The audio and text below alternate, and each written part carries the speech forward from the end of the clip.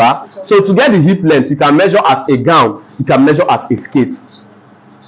So the first thing you do is to first of all ask yourself, is it for a gown, is it for a skirt? So let's assume it's for a gown. So if it is for a gown, see it here, you still start from shoulder. Please, anything you are wearing from here, from the shoulder, you must start measurement from the shoulder, except you are not wearing it from the shoulder.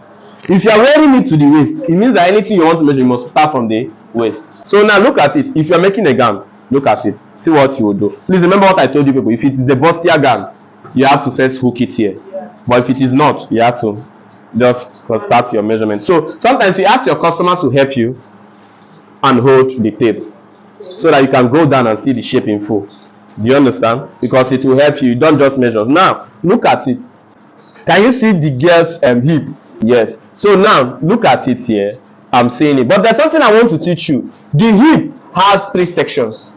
We have the upper hip, we have the main hip, which is the middle hip, and we have the lower hip.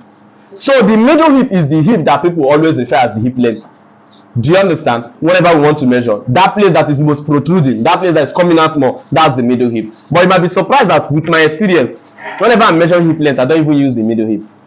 I use the upper hip. Now, in the book, they will tell you it's the middle hip.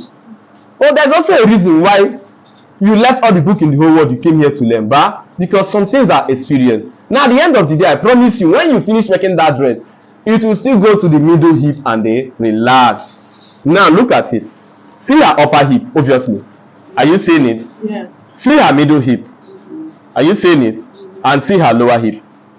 Are you seeing it? So her middle hip now should be like around 26. Her upper hip should be like around 25. Are you seeing it? So for me, if I want to make dress for her, I will use 25. Should I tell people the reason why? Now, have you seen a situation? I've noticed, I've studied students. It's not like officially it's supposed to be that 26, but I've studied students. When they're making dress, I don't know how the magic they do. You normally notice that when they finish making it, the hip length will go down. It will be as if here it's coming out, it's having one ugly shape like that. So what I usually see them do is that we'll go and be shaping it till it comes out. So I've now noticed that the reason is because they were using this middle hip. At the end of the day, even when they were measuring, they over measured, but they did not know. Do you understand? So now that's when I said, okay, let me use the upper hip. And since I started it, if I use the upper hip, when they wear it and do all those things they used to do, pull it, that upper hip, you know, now it's just difference of 1 inch, majorly 1.5. It will now go and lap at the middle hip. Since the middle hip is bigger, it will collect it and lap very, very well. I don't know, this is just by experience and nothing else. Do you understand? But at least I've been able to let you know we have the upper hip, the middle hip, and the lower hip.